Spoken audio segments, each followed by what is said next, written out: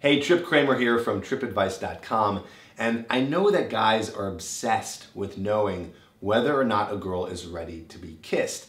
And the reason that they're obsessed with it is because they fear the rejection. You're really putting yourself on the line here, you're getting really vulnerable when you're going for the kiss. It's a little bit more intense than asking her out or even trying to get her number. But I'm telling you right now that this is something that you still want to try and still want to go for no matter what. Even if you're going for the kiss, it's still good to get rejected. Rejection is strength. I want you to know that. Rejection is strength. The more and more that you get rejected, the more and more it's going to become easier for you to be able to move forward with the interactions and with the girls that you're meeting. Here's the deal. No matter what happens, most girls are going to reject you.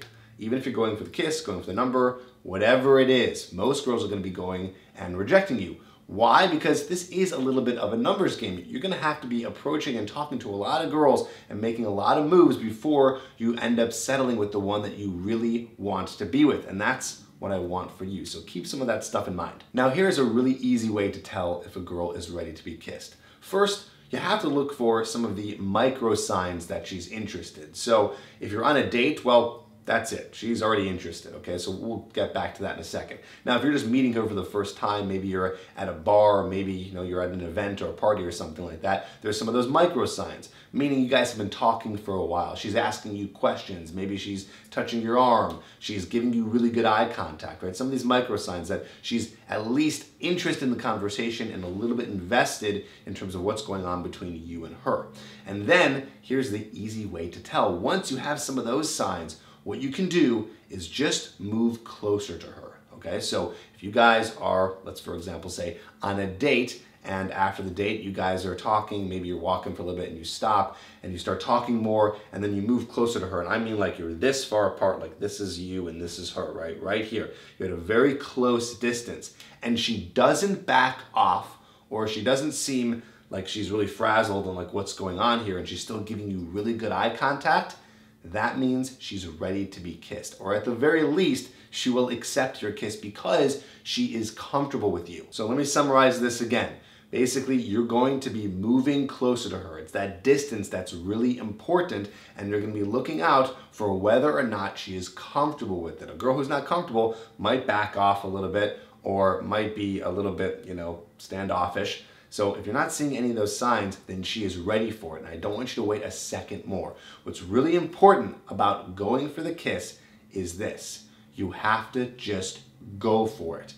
A lot of the time, you're going to be sitting there, you're going to be in your head, you're going to be thinking too much about this. So I don't want you to be overthinking this. Okay, that is going to cause you to do nothing. Just look for this one sign.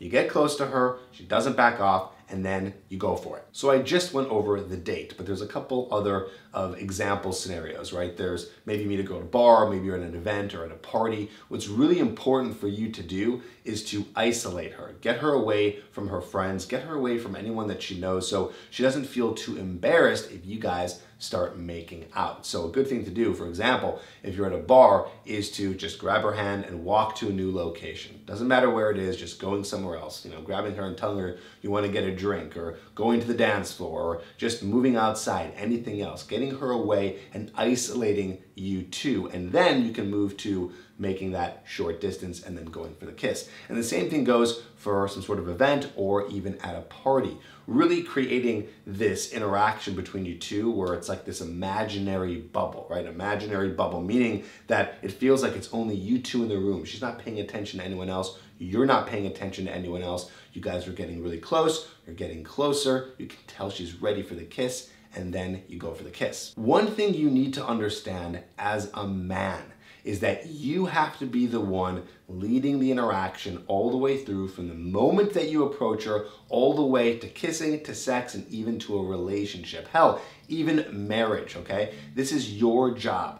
Not because girls are lazy and not because they just want all the guys to do everything. It's because that is what attracts them. They're attracted to guys who know what they want and go for it. This is one of the masculine traits that a woman is looking for. So it's up to you to be dominant. And that's what I mean by dominance. Going through and leading the interaction all the way through. And so I want you to do that even with the kiss. Now I demonstrate this whole process in a really cool technique that I call Tripp's tension technique. You're gonna actually see me and another girl doing this technique on a video which is completely free. It's called Tripp's tension technique and it's in the description below. Just a little link, put your email in and you will get the video of me demonstrating how to turn a girl on and go for the kiss. And it's a really cool technique and you can use this pretty much any time. So if you want to see that demonstration, go ahead, click the link in the description below. And also like this video if it has helped you, and go ahead and write a comment down below and hear from you and tell me if you've used this and if it has worked for you. So go do that and I'll see you on the next video.